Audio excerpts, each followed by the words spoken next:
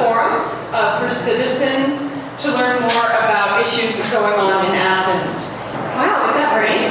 Yay! We're dry. That's exciting. Okay, so tonight, as I said, we're talking about the Athens Prosperity Package, and there's been a growing consensus that there is a serious need to address the overriding poverty issues that affect Athens that I think we're all fairly well are knowledgeable about or know are there, but I think that there's been a lot of not knowing how to move forward and what actions could be taken.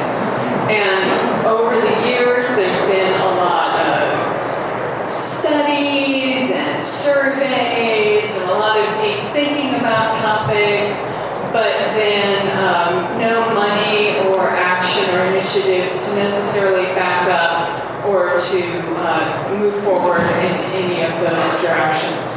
So I believe that is what the Athens Prosperity Package is looking to do, but we will hear more about it from our panelists tonight.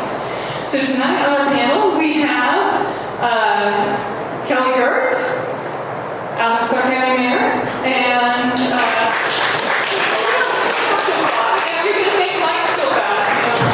So we also have Mike Hamby, who is the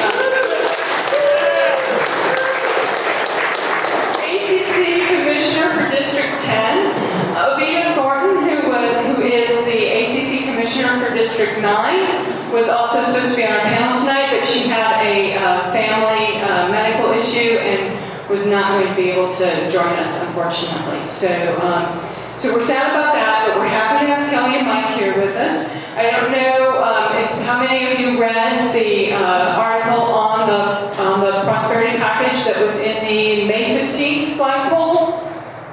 Who read it? Anybody? Everybody? That's good. You're reading your flagpole. That's good to hear. So, and I think that's did a great job of what you and Avita wrote to kind of lay out some of the ideas. But we want to hear a little bit more about it tonight. I thought that what we do is just start off with having both of you talk a little bit about just the basics of the kind of what it is and why, and then we can get more into the details of the how and get some questions from the audience. Does that seem good? All right. You guys can say whatever you want. Okay.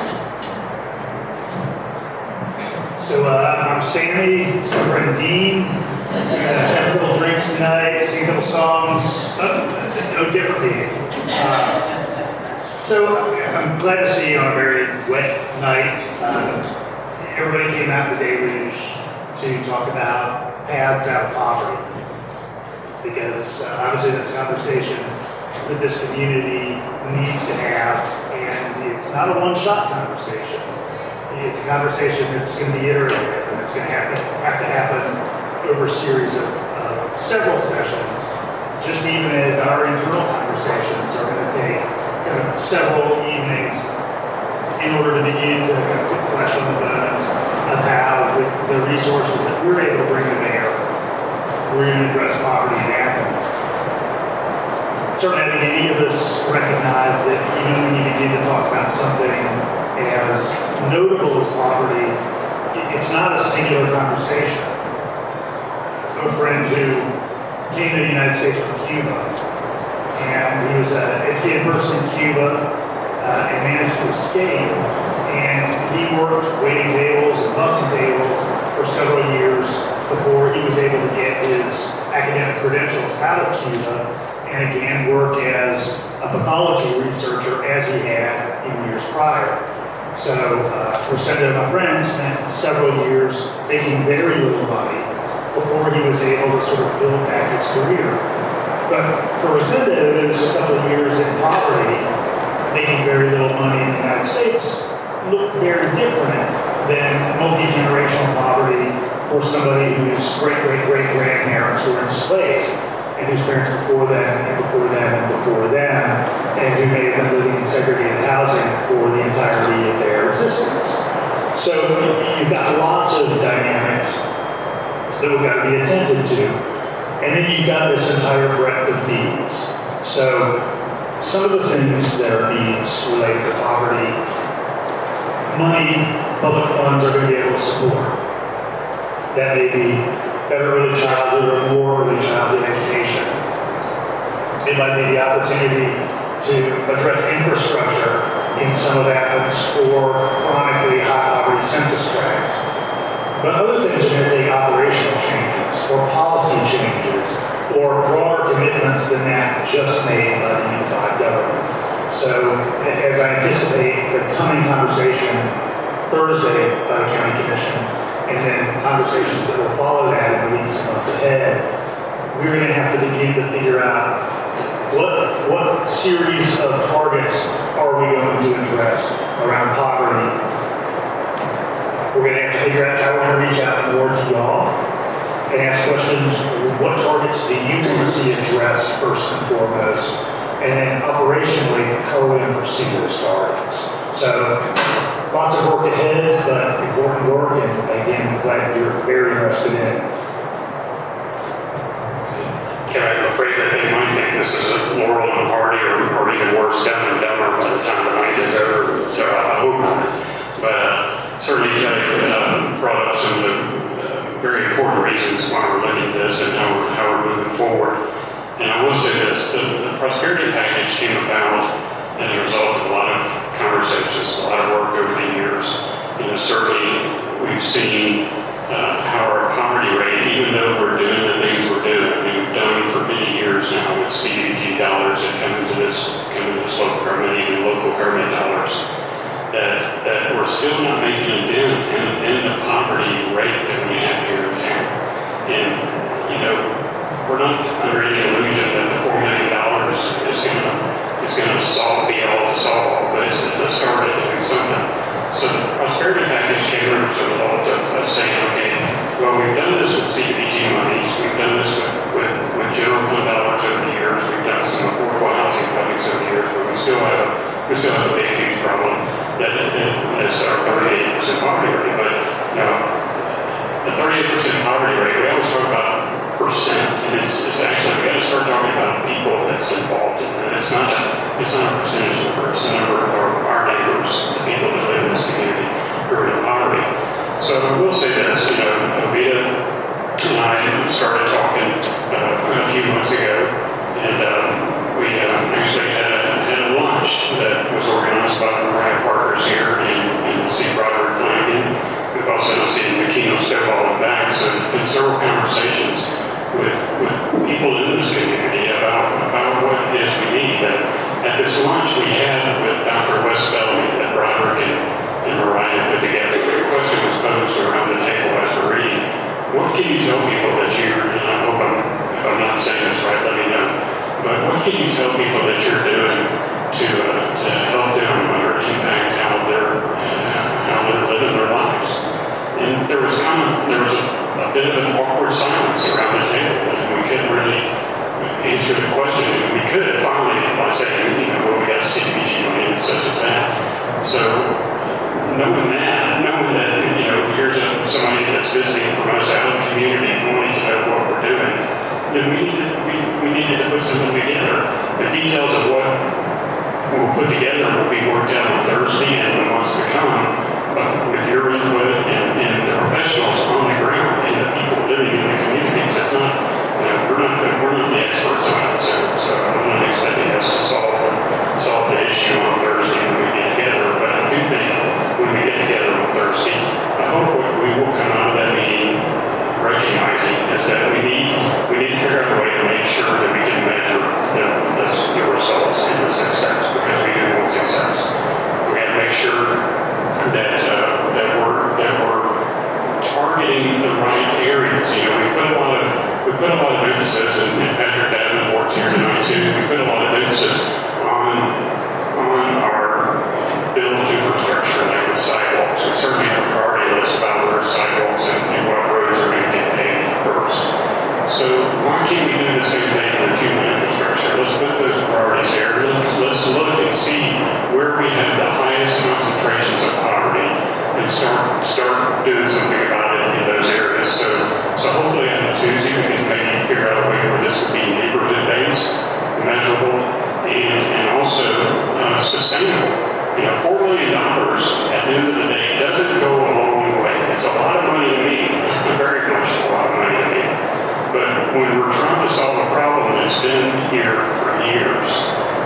then it doesn't go very far, which means that we got to figure out a way to make this sustainable. And part of what Hamby and I put together, along with the commission's help, is hopefully we can engage some grant writers in this to look across the spectrum about what monies are available out there or private foundation dollars are out there. So it's got to be sustainable, because this is a long-term battle, and it's something if we target the neighborhoods and we're successful there, and the measurable results indicate that, then we can move to another neighborhood and start the same thing over there again.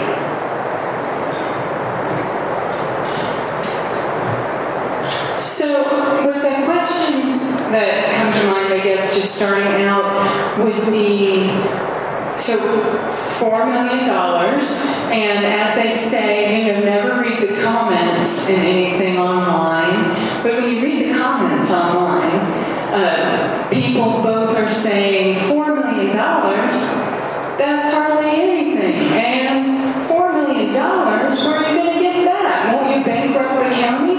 So talk a little bit more about where the $4 million is coming from, and how that would be, how you guys imagine that being administered.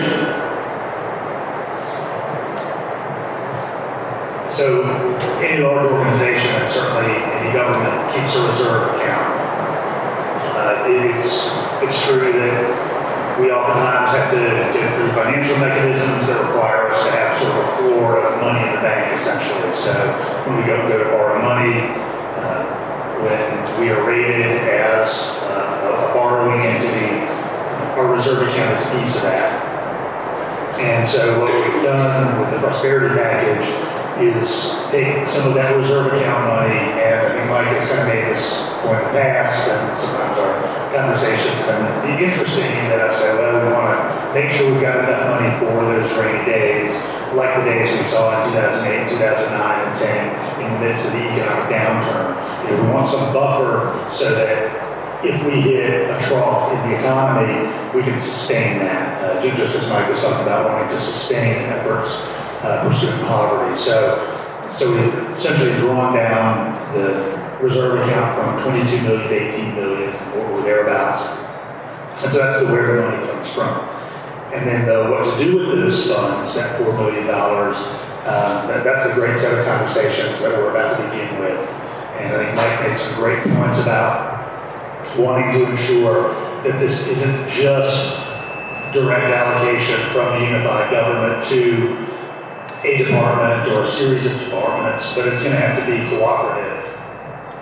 It's going to have to be a program where we're asking, who can bring other resources to the table and who can draw those resources out over time. One of the things we don't want to do is begin something that's going to be very successful and find that that success is stymied because we can't continue it. So if, for example, we suggest we want to ensure that we eat dramatically, I'm just going to use my teacher voice. All right, we'll try this one. All right, it's just slightly more pleasant. So, should we say we want to eat dramatically into the large population of birth to 3-year-olds who don't have quality daycare right now or a quality early learning environment? What we want to ensure is that if we begin that for 12 months, we find a way to make that something that can be done over the long term, so that that newborn at birth, at 1, at 2, at 3, at 4, have strong early learning opportunities, rather than just have one glorious year of early learning programming in Athens-Clarke County that would cease to be after a year. So that continuity, that sustainability is key. Well, and the other thing that's key too, Kelly has recognized this before, are the partnerships that we need at the table. And David Bradley from the Chambers here, who will certainly be called upon to be a big partner in this when we are talking about poverty. You can't not talk about poverty without talking about some sort of economic development initiatives or some sort of jobs initiatives. And hopefully we can focus on the small business type jobs and work with jobs that fit the neighborhoods that hopefully that we will target here. You can't talk about poverty without including the school board, and Greg Davis is here tonight. So and certainly the schools. And Francis Berry, Francis is here tonight too. So you can't talk about poverty without engaging partners like our school system. It's so important for that part as well. And so the partnerships are going to be a big thing. Your question. Oh, it was good. That was good. That was actually good. Okay, so you know, at the end of the day, you know, where the money came from, we did talk about the rainy day fund. It's a risk. You know, there's nothing that we do in this government or in your own lives is not without risk. If you're making a big purchase, then you stew over for a while and you think about it. And that's not unlike what we've done in the county government. I will say this, that thanks to our economy and thanks to the strong economy, strong for some, not strong for everybody, we got to recognize that we've been able to have the funds to do this. We're not raising any millage rate to do this. All we're doing is looking at that rainy day fund and saying, can we live another year on $18 million in reserve funds and spend some money and taking a risk and putting it to work? You know, I feel like, and I think some other Jerry Smith, some other commissioners here as well, brought up the fact that, you know, it's raining out for a lot of people. So let's do something and put the money to work. I mean, we can put it in the bank and it'll earn a lot of interest. Well, not that much interest, but will the returns be greater if we use it in such a way to get some people out of poverty? And I'm hoping the answer is going to be yes. So that kind of follows up with my question of how do you imagine having nonprofits and other entities participating, and what role would citizen engagement play in all of this, or that you're imagining? Well, I certainly think that you know, the nonprofits we have in this community have been on the front lines. They're the boots on the grounds, and they're in the neighborhoods, and we've got to sort of tap into that and say, you know, what do you see as something that we can do that we're not doing, or something that's really worked well that needs some extra help in helping more people. So certainly nonprofits at the table are going to be important, and we've got to make sure that that's there. The business community is going to be there, the education community, and the University of Georgia at the end of the day is going to be there too. I mean, you know, they're a big part of our community, and I think that we want to help, and we just need to, as a government, we need to be able to go to them and say, here's how you can help, and give everybody some specifics on how they can make this possible. I mean, really just extending what Mike offered.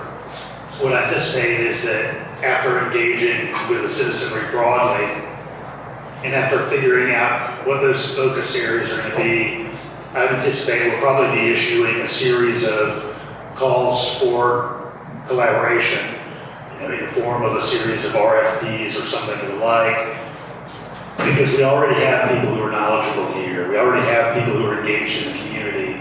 We already have people who are doing the tangible work, who, if they were provided some further assistance, if they were provided some further collaboration from the unified government, could extend that work very significantly.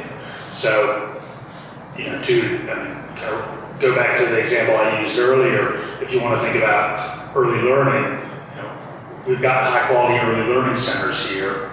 Early learning is expensive. And I think my wife and I paid no less than $160 a week for early learning before Noah started in the Clarke County School District. And that's a lot of money. There have been times in my life where that was what I made in a week. And that's true for a lot of our population. And, you know, and I'll echo what I know everybody in this group probably knows, which is that poverty in Athens is working poverty. You know, the people in this community who are struggling are not struggling for any reason other than that they're not earning enough money. But you know, we've got really all-time low unemployment in the history of this town in the modern era. I think certainly across the state, we usually vie with Gainesville for lowest unemployment, somewhere around 3.6% right now. So if you've got only 3.6% of the population unemployed, but 30+% in poverty, that says a lot of folks are working a lot of hours for very low wages. So what we want to do is we want to think long-term also, and I think that's been a key focus of this commission, and I see that continuing in the months and years ahead, which is to say, how do we set up a pipeline for lifelong continued success? So I talked about early learning life earlier, but we need to think about that high school and late teens and 20s population. And we also need to think about that population of individuals in the community who might be 35 or 40 years old and might not have been fully sustained economically 25 years earlier. And how do we take those folks who ought to be mid-career and successful, who've been on subsistence wages, and push them to the next level and support them to the next level? And fortunately, we've got some great institutions here. Athens Technical College has about 6,000 students among their campuses. Has some very heavily subscribed programs where you can earn high wages with relatively little formal education in a 9-month certificate program or an 18-month associate's degree program in radiology, in automotive care, in medical care. People are coming out of those programs making $50,000 or $60,000 a year. So we need to say, how do we take as much of our population as possible and kind of move them into a position where they're situated to earn high wages, and that will begin to permanently move this community out of poverty, which is what we need to do. If I can add something real quick to it. Ovita, over this whole process and before, sends me all these things through text to read. She was doing that today, and I'm like, I know something else to read here, Ovita. But she sent me something about a participatory budgeting process, and this, she sent me this, and I know Tim Benson brought it up at one of our meetings as well. So maybe perhaps for citizen involvement, and that's perhaps a certain percentage of this money can be thrown back into your lap and say, how do you think we ought to solve this problem, or how do we address this specific issue of poverty, and go from there. So I'm real interested to see how that could play out and what that would look like.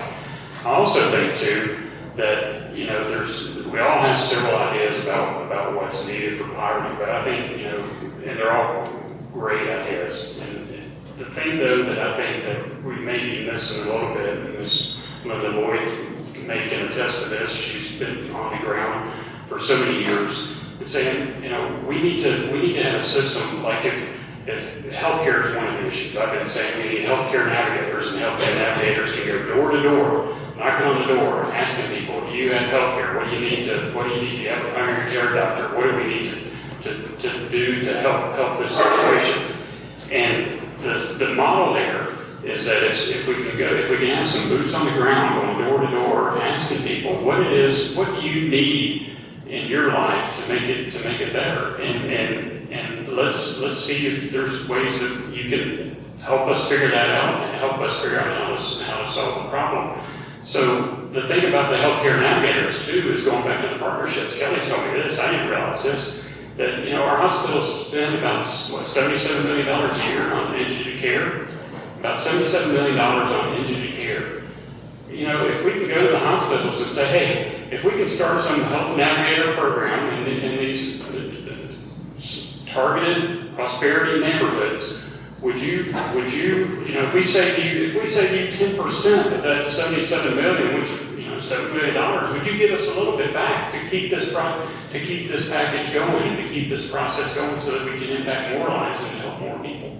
So that's why partnerships are going to be really important in this. What is the timetable for all of this? How are you envisioning moving forward on this? So we're having our first 4-hour mini retreat on the Prosperity Package Thursday evening. And what I anticipate is that that's a kickoff conversation. That's the opportunity for us really as a body to begin to answer that question and figure out how we're going to engage with all of you to continue to answer that question. We need to jump on this, but we also need to recognize that these processes are going to have to involve lots of conversation. And we're, we could probably come up Thursday night with a razzle-dazzle package, that will look great on a marquee and that we can put on a website. But the reality is that that's not going to reach out into every nook and cranny in this community, and it's not going to take the studied approach that's necessary. Mike will tell you, the commissioners in the room will tell you, I had some apprehension about the specific one-time $4 million version of the Prosperity Package. And part of that apprehension was having seen expenditures in the past that were very well intentioned. I'll give you an example. So 16 years ago, I started teaching at Classic City High School. And Classic City High School was a partnership between the nonprofit communities and schools and the Clarke County School District that benefited primarily in its early years from some Girtz Foundation money.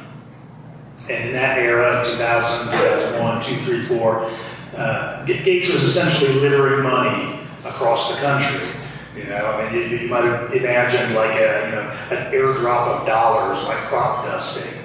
And some of those dollars, like those here in Clarke County, I think were very well spent and involved organizations that were very strategic and focused in spending those dollars and yielding dividends for the community. But many communities across the country tried some things that just didn't work, that failed, that weren't sustained. So I say all that to say that this series of rampant meetings, again, of which Thursday is just the first, are going to be critical so that we find ourselves in a situation a year, 18 months from now, and 5 years from now, in which we're able to say, we spent those dollars wisely, they went to the places where they would see the most payoff for the neediest in this community, and they set the stage for continued success.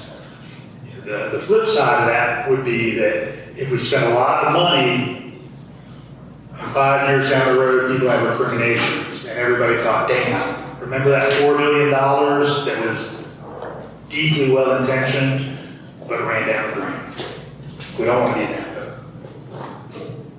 And I'm hoping that we can have something to show you and something to talk about, some success story after 1 year. I mean, this is a one year budget. I mean, at the end of the day, I'm hoping that we can turn this $4 million and leverage it into more dollars, like I talked about, the grant writing and leveraging these dollars and even more dollars is so key and so important because, the rainy day fund it'll run out eventually, and we can't keep dipping into that. So we need to make sure that there is success there, but at the end of 1 year, at the end of this 1 year, this is a start in my mind, and I hope in other commissioners' mind as well, that this is a start for something that we can continue to do and go from there. I will say this, though, that, we're not, I'm just speaking for me now, we have models all across the country of different things that are working and different things that are working in our community. So it's not necessarily starting a whole new program or a whole new project. I'll give you one example. Several of us have been up to Asheville, North Carolina to visit Green Opportunities. And up in Green Opportunities, they do a lot of different things, but one of the things they've done is called up staff personnel. It's a social enterprise. So what they do is they partner with businesses within the community there, and it provides motivated job seekers with pathways to employment. And these are people that may need a second chance at getting some employment, but they'll work with these individuals to help them get the training they need, help them get the job placement they need. But the businesses actually pay Green Opportunities to do this. They pay them to provide this temporary workforce for them. And that temporary workforce, according to Green Opportunities, a lot of times turns into permanent work opportunities for people going through this process. So there's different things outside the box, I guess, so to speak, or different things communities are doing. They create sort of the social enterprise, meaning that pays for itself and the money comes back in there to keep it going. So, and that's why, I keep pointing back there, that's why the chamber or whoever is going to be so important in helping us with this. He said another thing that Mike reminded me of, kind of thinking of there being some great models that we can look toward, is that there are also great things that are going to work in conjunction with the prosperity package that would have been in place even without the prosperity package, but I think will be enhanced because of it. So I'll give you a couple examples. We're in the midst right now of the kind of early stages of developing a pathway for underserved communities to engage with the government as procurement agents and contract agents. So we want to ensure that, if you're 35 years old and you've been running a little kind of sidebar electrical business out of your basement, maybe you're unlicensed, but you've been helping everybody who you've ever known wire their home successfully, then we get you certified and we get you to a professional level of credentialing so that you then can go to an organization like the Unified Government and say, oh, I see that you're putting out an RFP for wiring of this building that you're about to construct. I'm now situated to apply to respond to that RFP, to do that work. Similarly, we as a Unified Government have in fact been the largest local government user at all of the Great Promise Partnership Program that has teenage high school students doing work for organizations, public and private, to be actually doing things the organization needs. So it's not make work, it's the work that already was there, to develop relationships with people in the organization, and then to line up a future from that. So that's something already underway that we've been ramping up for a number of years now that could be even enhanced through the prosperity package. So a lot of things are already happening here that are going to be working in conjunction with this. The prosperity package sort of, it's not like a house of Wizard of Oz that just landed bam on the big bad witch of poverty. There are a lot of other things that have been going on. And he's right, there are a lot of other things going on, but I think one thing that makes this good, and I'm glad this is in the budget for this year, is this is the first year since I've been on the commission that we've made a significant investment like we have with dealing with our poverty issue. I'm real glad of that, and hopefully, like I said, we can find ways to keep it going. I will say this, one of the things that we've talked about too, and Rita brought this up to me, was the youth summer job program. And I just read an article this week that she sent to me that talks about how J.P. Morgan across the country has been paying for these programs for youth summer job programs for kids to get jobs during the summer months, and that's been real successful. So looking for those type of partnerships to help keep this going is so key. I guess my one last question here before we open it up to the audience is just a little bit more about how you're envisioning the sort of accountability aspect of this. And I feel like some of these things that you've brought up, such as the, like you had mentioned that Avita had mentioned about doing some sort of maybe participatory budgeting process, just having kind of oversight of, a lot of money going in a lot of different directions here. It makes me think about something like SWAST administration in that sense, or, where community does kind of participate in the budgeting aspect to a certain extent, makes recommendations, and then you have an administrator who's kind of looking over a lot of those funds. What are you imagining for this rainy day fund being a little, more nimble and a little more short-term than say something like a 10-year SWAS package? Well, it's going to be short-term because it's only for this year right now. But if it grows, then certainly there's some bigger questions that we have to address. But for this year, I do hope that it can be nimble. And if somebody comes to us with a good idea and says, "Hey, this is a program that I've been working on for such and such years, and it has worked well."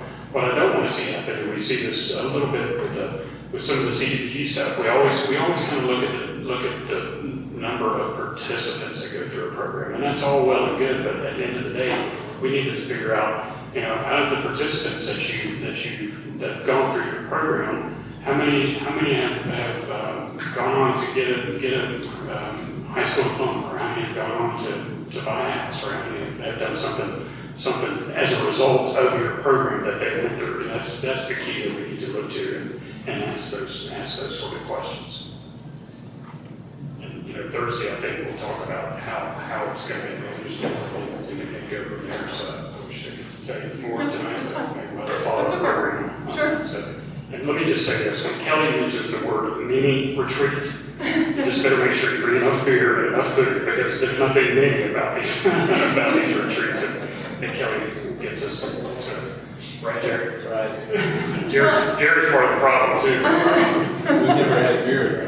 No, yeah, we don't have beer at church, because I'll say that. Although I'm thinking, great funding opportunity, kegs in the hall of City Hall. I'm just saying, our meetings can be entertaining. That's our first project. We can raise some revenue. So I want to open up to the floor for questions. There is a nice crowd here tonight, and so when there's a lot of people, when there's 12 of us, we can just let everyone talk to their heart's content. When there's a lot of folks like tonight, I do like to just kind of limit it to one question per person until we've had a chance for, to kind of go around the room and hear from a lot of different people. So, because I know it's exciting to have Kelly and Mike up here, and you probably have a lot of things you'd like to talk to them about, but we're going to try to keep it on point tonight with the Prosperity Package, and now I'm opening the floor. Patrick, that was really fast. I'm gonna let you go first. It was sort of impressive with your reflexes. So one of my great mentors told me that the number one way out of poverty is through living wage. And we have a lot of great institutions and businesses in Athens that pay subpar. And how is the Prosperity Package going to work with these institutions and businesses to ensure or to encourage them to say, hey, you've been here for 10, 20 years, 9.25 is not great, we get them to 15, 16 bucks. Just pay them a little wage to get out of poverty. Hey, you can tell us that Thursday night. Well, I'll say this, Patrick, one example I can give you, I brought it up already, was Super Green Opportunities, upstaff personnel. What they do is that, the business pays upstaff personnel for the temporary work, and then upstaff personnel subsidizes a lot of the salaries too. So maybe there's some jobs program where we can incentivize local businesses. Hey, can you create, and Kelly and I talked about this a number of years ago with Mayor Kasim Reed. I remember reading something about him. He challenged every business in the city of Atlanta to create one additional job. And so imagine, if we challenge our local business community here in Athens to create one additional job, and maybe there's a way where we can do some policy stuff that can incentivize that for our local businesses. So it's not just dollars that we're looking at here. It's looking at volunteers. It's looking at our nonprofits, what they're doing. It's looking at what policies that we need to change to make sure that we are addressing the poverty issue and doing what we need to do for businesses to incentivize them to do that. So hope that helps a little bit. Well, Patrick will be at the retreat. Yeah, he'll be. So, yes. I have a big job to evaluate all these possibilities and pick the ones that will be the best. And that's what I had in my targets. I was wondering, do you have like a system, will that be your first meeting to define the criteria that you use to evaluate these possibilities? Pick the ones that you think are best? I know you mentioned things like sustainability and, but I can think about the number of people that will help, or the dollars it will generate, or how it can have an impact across many fields, like affordable housing can, lower crime rates, help kids in school. I just wonder, because that seems like the hard part, to find the criteria to evaluate these. Summarize the question a little bit. Sure. So if you were able to hear the question, it was about the criteria for selection of the activities. So, as we've heard tonight, and I think probably many of you have minds that are racing right now thinking about all of the things that you would do if you had limitless dollars and limitless staffing. But we got $4 billion, the opportunity for some partnership and some other existing funds and existing activities. And so the challenge would be, how do we decide what we do? And so the crux of the question is that. What I anticipate happening Thursday really is first developing a common baseline understanding about the characteristics of poverty in this community. So for different population strata, across boundaries of race and geography, I think we need to have that common portrait painted for us as elected officials. I think all of us know some aspects of it, some of us know many aspects of it, but we just need to sort of realize, okay, from cradle to grave and across neighborhoods and across boundaries of race and demographics, what does poverty look like for different folks? Certainly poverty looks different for somebody who's living in the far northern part of the community in a trailer park that's disconnected than poverty looks like for somebody living in Bethel Homes. And there's just different dynamics. So we need to know a little bit about that in common. And then we do need to think, okay, well, knowing these things about the characteristics of poverty in this community, what are those, particularly those things that are time-tested, whether that's in this community or others, that move the meter the most. And so using metrics to gauge our outcomes is going to be critical, because what we hope to do is have some pretty successful things this year, but more than anything, some wildly successful things that we're going to want to be able to replicate and extend. And so those metrics are critical. I think Mike said it a couple minutes ago. In some ways, this conversation is very, very early on in the process, because we've not even had these group discussions about things exactly like that question. But I think that's great feeder material for us. Yeah. And I will say this, if I could add to that real quick, Wendy, that I do think this, and Olivia and I mentioned this in the flagpole column, that, the picture of poverty in Athens, and you can go on this opportunity index site and see it get all these, I forget the name of it, if somebody, I'll remember before, as we leave the meeting, I'm sure.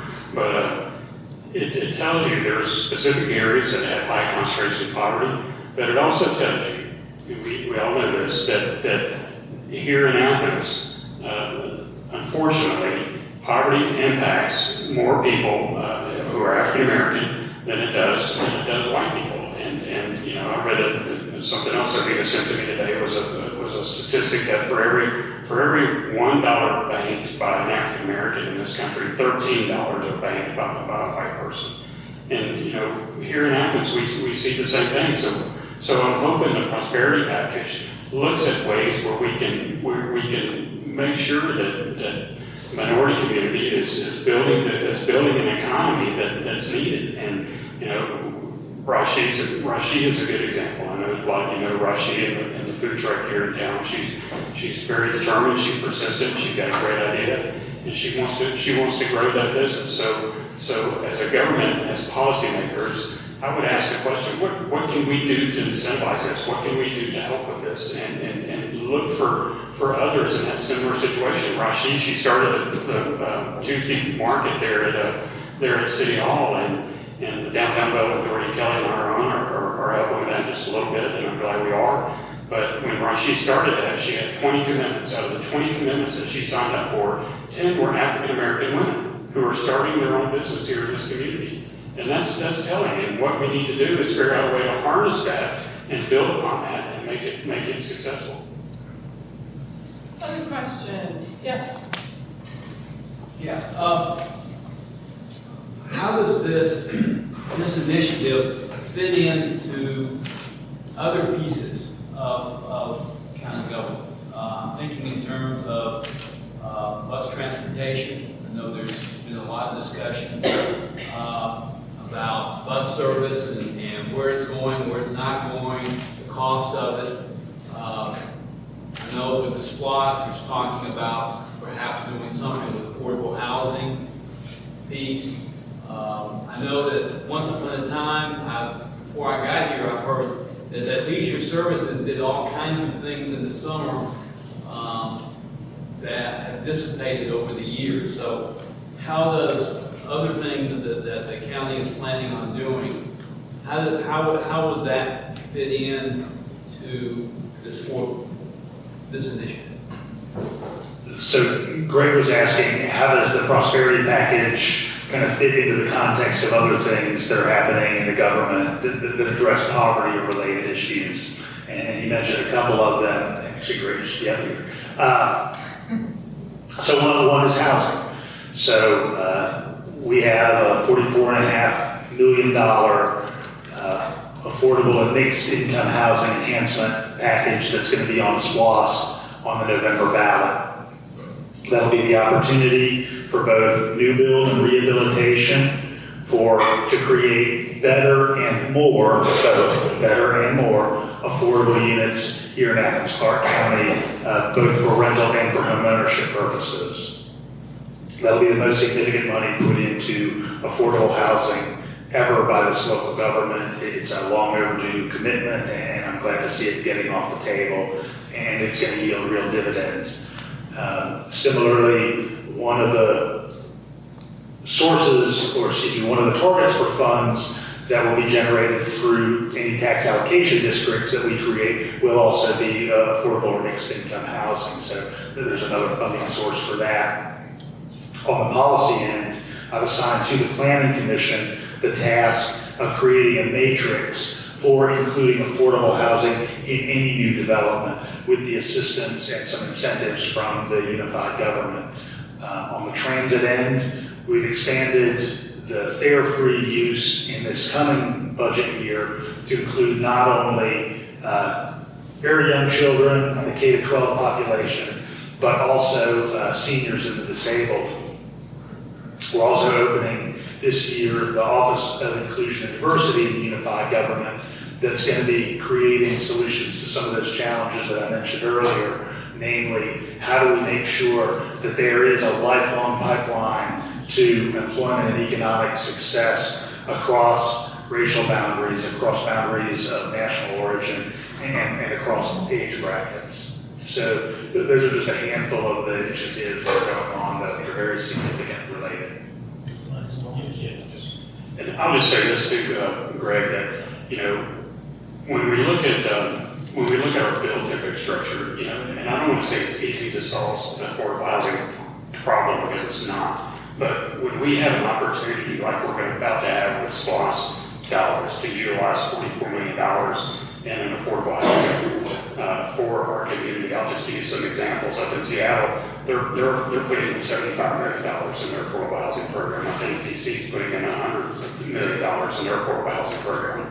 And us down here in little Athens, $45 million. That's a significant thing for this community to do. And I'm real hopeful for SPLOST for that, and thankful for SPLOST for being able to do that. And when we're able to address issues like that with SPLOST dollars or with T-SPLOST dollars, you can do those and build those built infrastructure.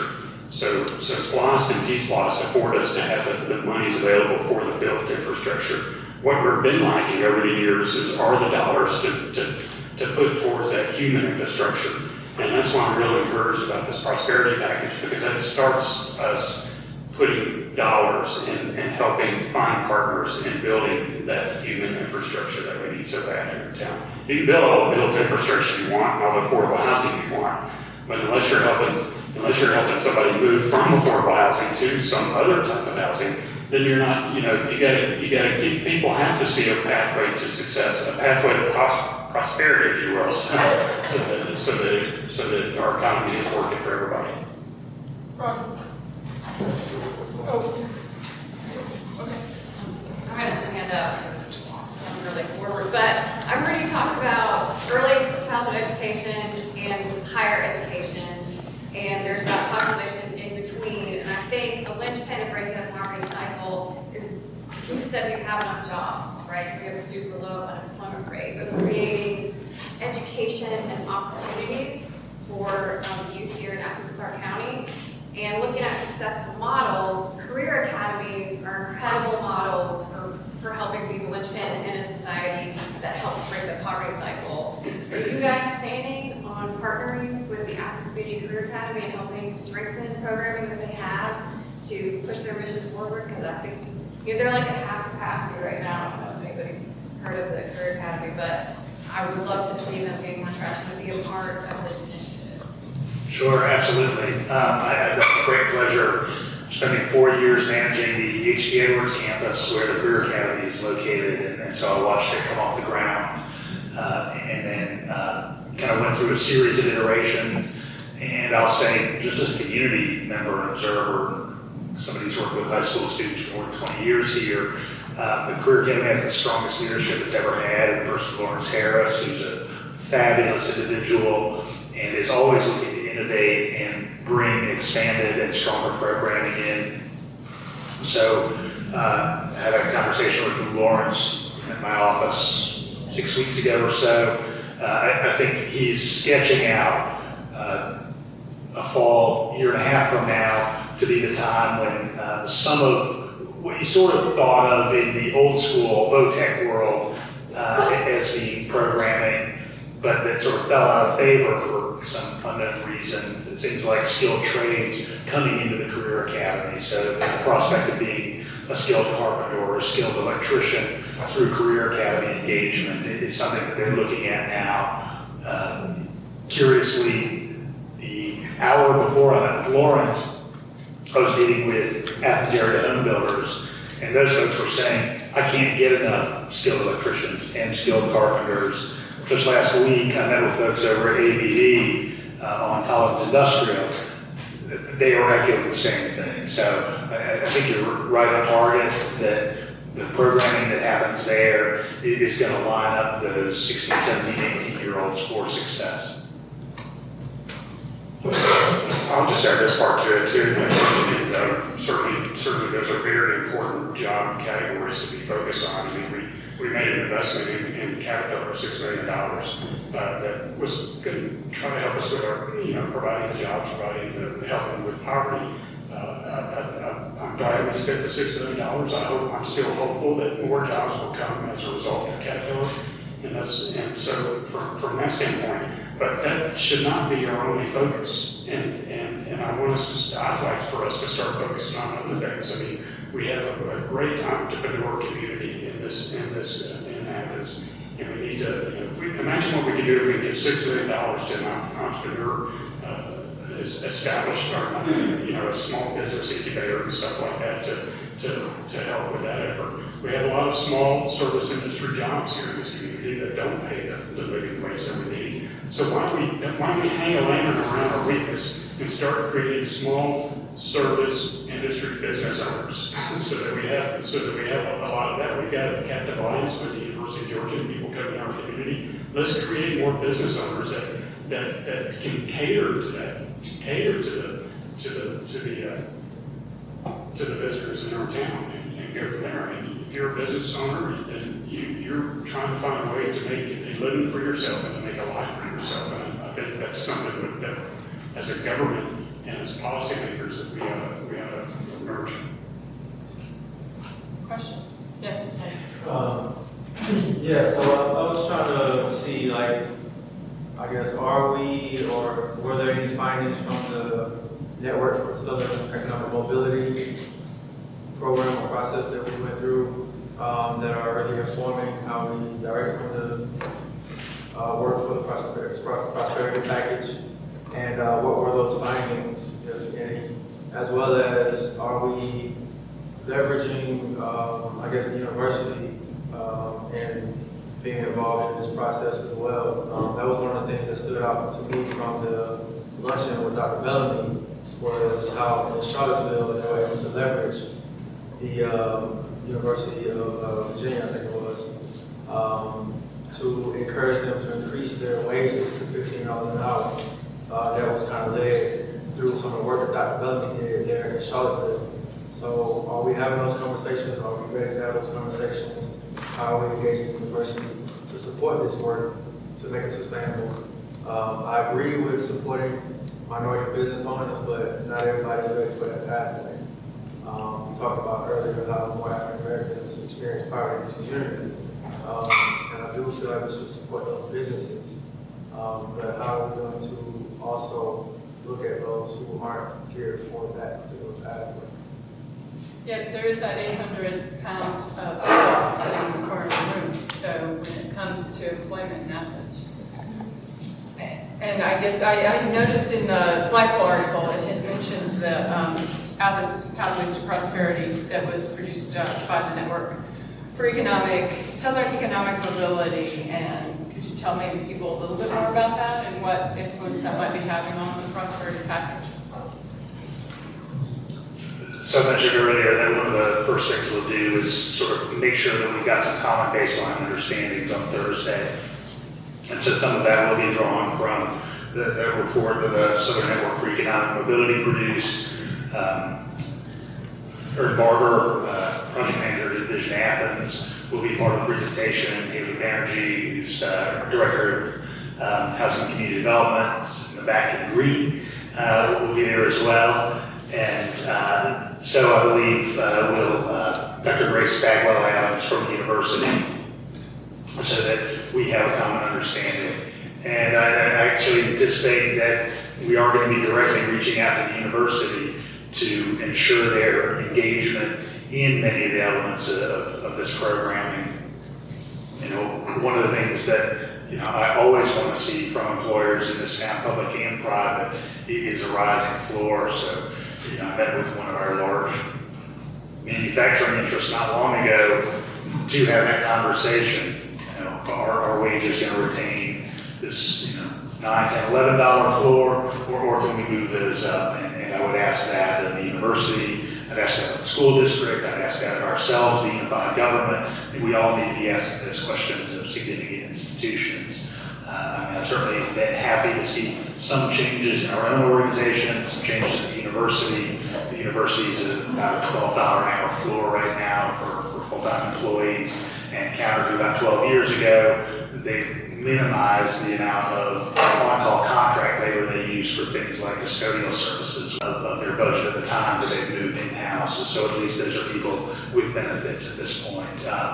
So I've got to praise the work that has happened, but I also have to look for more work to happen. And I'll say this about the various studies. I mean, a lot of us here remember, Ms. Lloyd does, Athens-Clarke tomorrow, the prosperous Athens and Ms. Lloyd Athens. herself has done a study. I'm sorry. Ms. Lloyd herself has done a study, the 1992 economic development study for the East Athens area. There you go. So we're Right. a town that loves our studies. Right, yeah. Because as told me, Ms. Lloyd knows all too well as well. Yeah. And we need to start doing something with these studies. It's past time. We've got Vision Athens and this prosperity package, hopefully at the end of the day, will incorporate a lot of those recommendations that came about from these various studies that we paid good money for. Questions? Yes. Here, I'm looking right at you. Okay, so I wanted to follow up with your comments, because that was touched on the question that I had, because I was just a little bit unclear of the basic concept, because as Wendy said in her opening comments, over the years and decades, there have been a number of different initiatives and programs that have attempted to tackle poverty in that community. So I was still a bit unclear as to whether you see the new prosperity package as bringing entirely new ideas and new approaches to the table, or is it more a matter of finally having money to put behind these ideas that have been talked about but never really implemented for lack of funds? And I'm not going to speak for myself, Eric, on this one, but I can see where it's a bit of both. Really, I mean, there may be some things that we'll hear from Dr. Bagwell on Thursday about some of the healthy community initiatives that she's discovered and such as that. There may be some stuff that's new that's not in there as far as pertains to economic development or what sort of things are in there. But some of those things could be policy issues, and some of them could be part of the prosperity package. But I do think we'd be making a huge mistake if we didn't go back and look at some of these other studies and what those recommendations are. I can tell you I've seen several. I haven't seen Ms. Lloyd's economic development study, and I'd like to see this, but I have seen several economic development reports over the years for Athens-Clarke County, like what should we be doing, who should we be attracting, and what do we need to be doing to get rid of that business unfriendly sort of tag that seems to be following us around everywhere. And Kelly remembers the James report and the Mayor's Economic Development Task Force, all these sort of things Jerry does too. So there's our reports that we need to look at and get the dust off and see what it is that we can work with within this prosperity package. Okay. Other questions? Yes. Yeah, so I want to go back to the University of Georgia. When you talk about sustainability in 5-10 years, university involved? Are we talking about money? Are we talking about people powers or just faculty, students? Because the money, they have a rather tight fist on. And when you talk about that $12 floor for full-time, it's also severely compressed. And the improvements with the custodial staff, the service and maintenance staff, as far as not contracting out as much, there's still long-term plans in USG to increase that through consolidation. So when we want the university involved in our community in the Prosperity Package, what are we talking about? Are we talking about real money that they're putting into it, whether it's through the University Foundation, whether it's through the budget? What are we talking about? I hope it's money, because they have a lot of it. And what do we leverage to get it? I'd like to see Clarke County hiring preferences, but that's just me. What do you guys imagine? I'd say all of the above. And I'd say have a better job. I mean, at the end of the day, we got to figure out, like Kelly's been talking about, I've been talking about, and what the community who we're trying to help, what they need. So once we figure that out, then we can have specific questions, not only for the university, but for the business community here in our town, for the other nonprofits in our town. So it's all, at the end of the day, we've all got to look at this as one big collective partnership, and our school system. Our school system, certainly is a big player. So we got to look at everybody and what role they can play in it. And once we get to those specifics, and once we get to what we need to ask for, then let's ask for it. I've always been under the impression, you know what the answer is if you don't ask. So. Question? Yeah, Kara, sorry. So, just quickly, what's happening on Thursday? You keep referring to Thursday. Is that just not a public? Oh yeah, it's very much public. It's at our planning department, Okay. and it starts at 4:30. It's supposed to go to 8:30. Supposed to.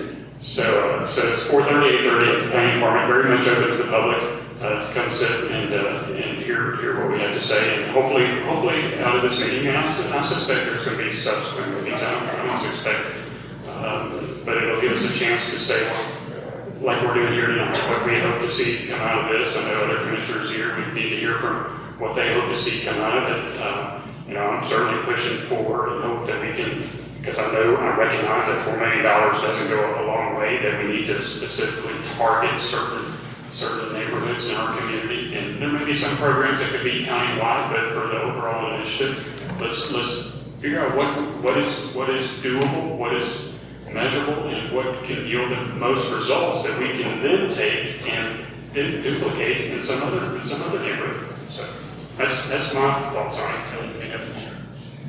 Actually, I'll tell you a funny story. So, Suki emailed me a month ago, immediately after it was evident that the budget was going to pass. It said, Federation of Neighborhoods would love to have a forum on the Prosperity Package at their June meeting. Come on down. And I immediately emailed her back and essentially said, right now, the Prosperity Package is 2 words and $4 million. We probably would be best poised to offer substantive, fully informed conversation in July or August. So you are finding us at the inceptual stage of the discussion. And so Thursday we'll move a little bit beyond the inceptual stage into answers to many of the questions you had. But what the Federation of Neighborhoods said back was, no, we'd like to have you all here now so we can tell you kind of what we're thinking. And I think Before you go sit at that meeting for 4 hours. So, we certainly That's something already. Well, when was this a clarification? I don't know about that. Is it really fast? And I think it should be. okay, quick. So, I'm just curious, what role has the superintendent been invited to participate? I mean, has he been invited to participate in? That's not a clarification. Well, and I can answer that. That's like a whole big can of worms.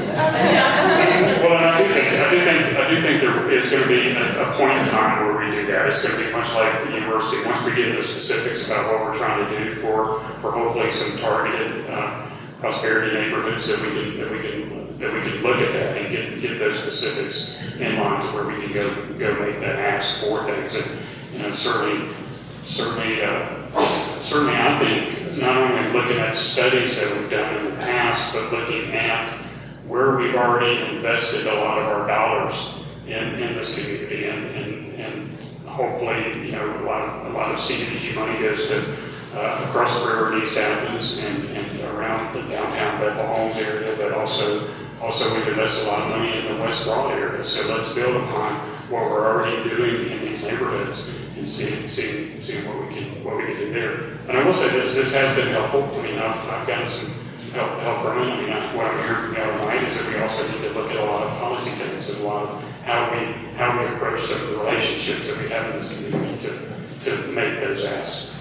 I want to stand up. I just wanted to say that I think what we need to do is to measure this by one family at a time. You know, I had a property on Indian property with Economic Justice Coalition, and what I was looking at is at the end of a year, how much each family had increased its resources. Whether they are free resources, we put a monetary figure on them, and that's how we look. And the other thing that I want to say is, if we're going to do something new, because things like this is open for, you know, all kind of possibilities, then we don't need to be using some of the same agencies that we have used. Now, I love all the agencies, but let me tell you something. All nonprofits are not equal. Some of them out there, you know, suffering. And sometimes I get kind of frustrated because I think everybody knows what Economic Justice Coalition does, but then I don't think they do. It's like we are doing a rubber cooperative. We started free rubber cooperative. And nobody ever looks at little old bitty Economic Justice Coalition. There are probably some other little agencies and nonprofits out there too. But then there are some that seem to have a preference.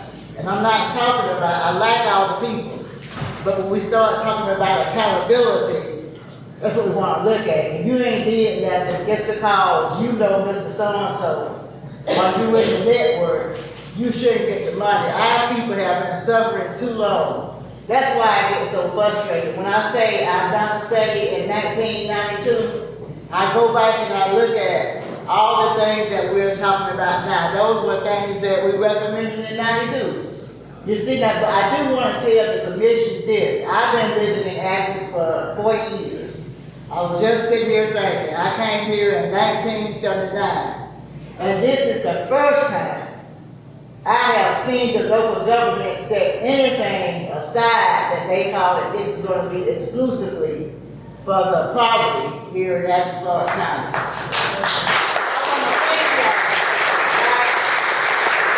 But I don't want us to mess it up. But put it doing the same thing.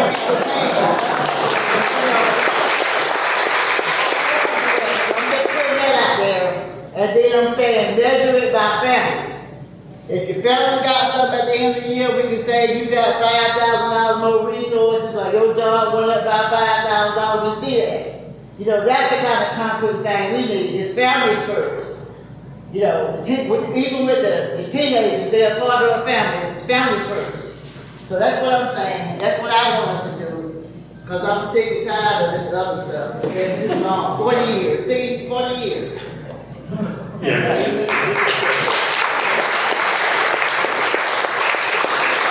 I think you're exactly right. I mean, when we start looking at this as a family people issue and not a percentage rate, then we might start getting somewhere. Because I look at it like if we have people and families who are making that extra income or have that extra job, then they're able to go shop at our businesses down wherever they are here in Athens and promote help keep the economy going in Athens. So that's real important. I mean, and that's why I'm looking at this $4 million as an investment in our community.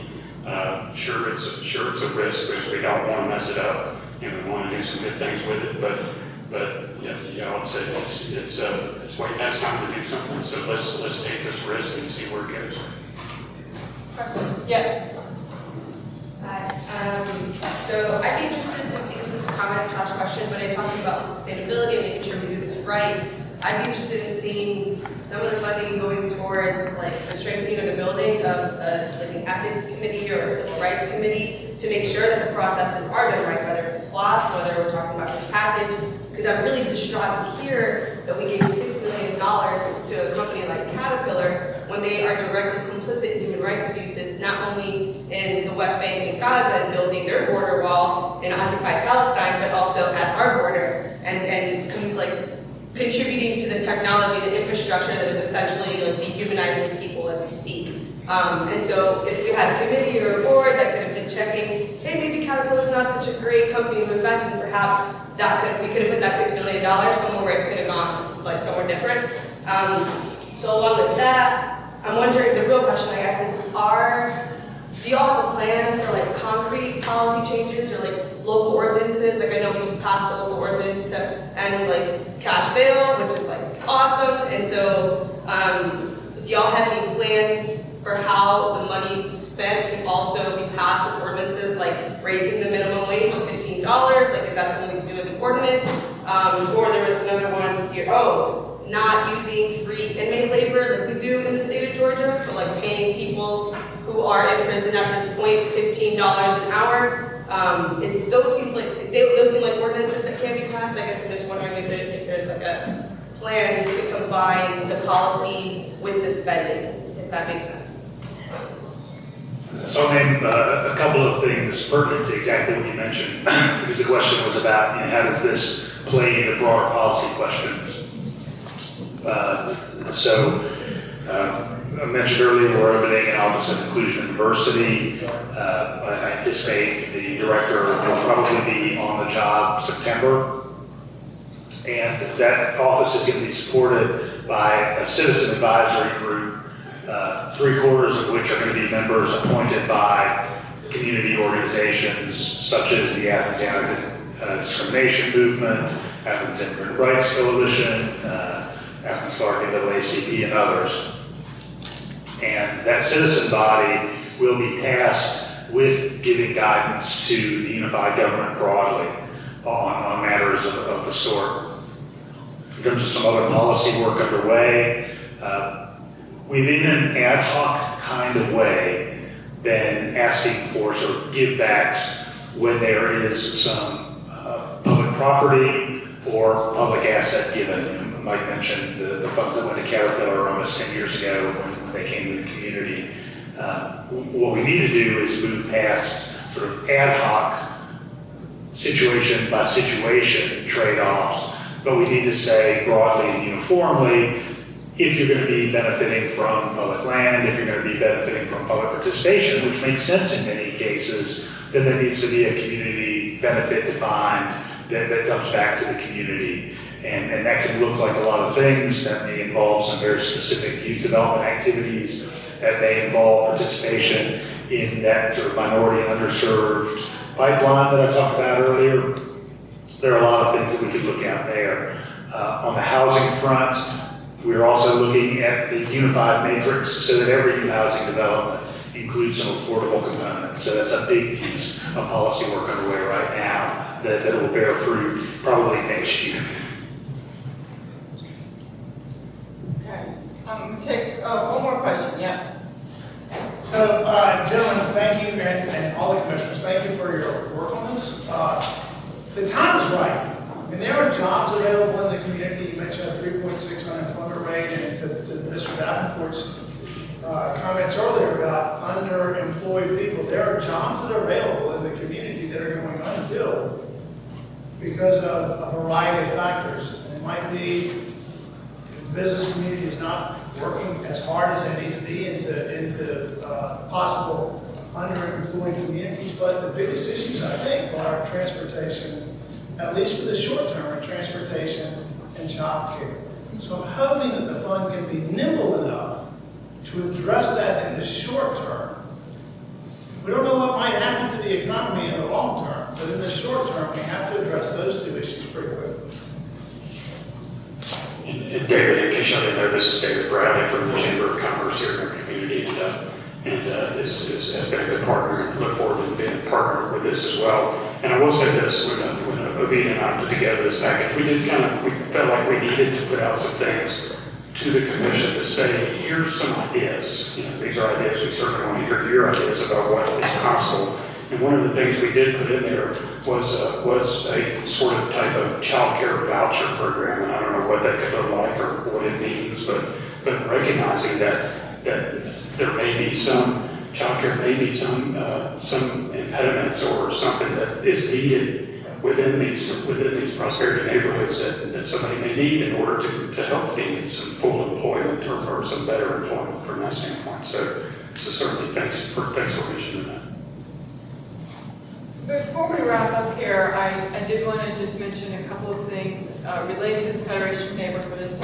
We are, as I mentioned at the beginning, a nonpartisan community organization, and we have many of our board members here tonight, and I did want to recognize the board members. My name is Wendy Moore. I always fail to introduce myself. I'm just this mysterious person who sits up here talking too much.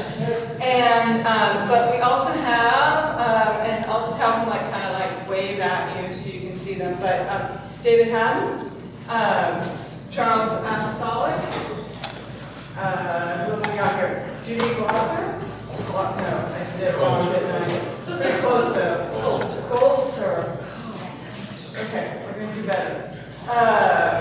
Kira Deagle Drake. Oh, she's gone. That's a shame. Okay. Francis Berry.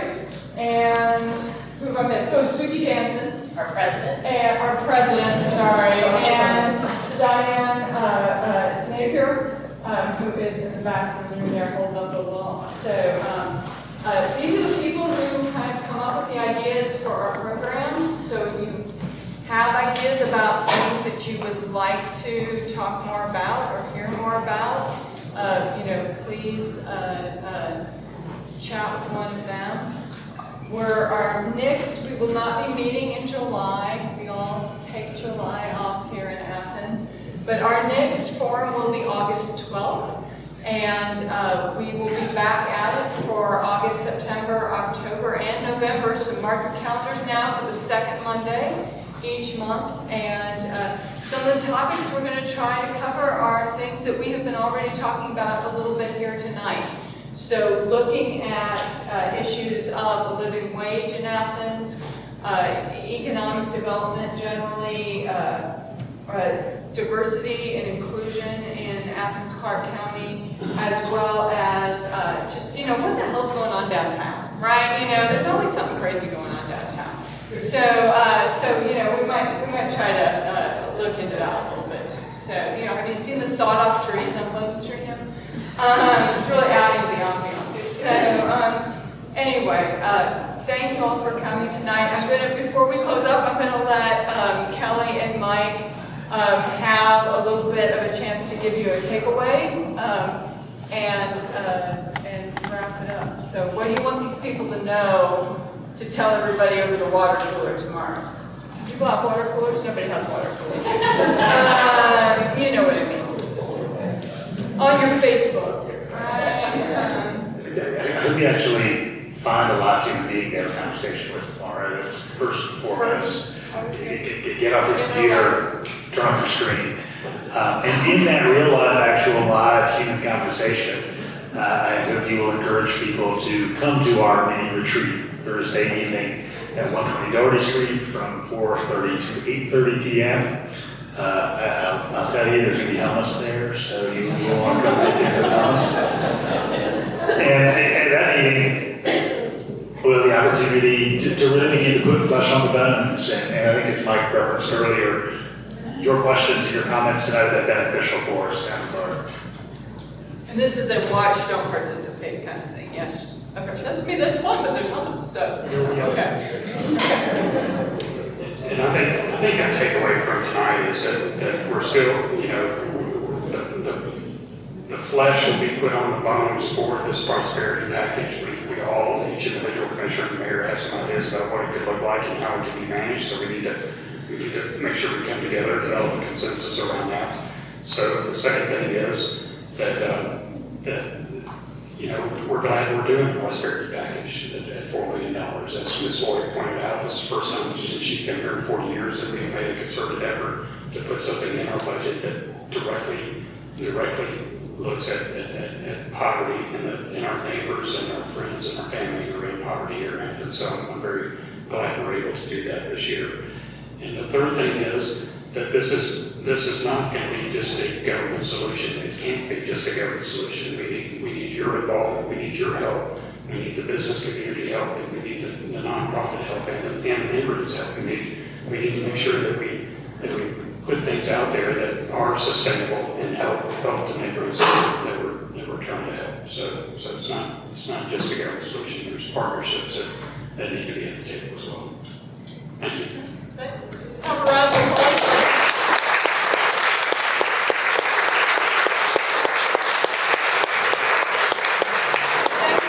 Everybody for coming out. Please don't forget to tip your bartenders at Sydney. So they're working hard.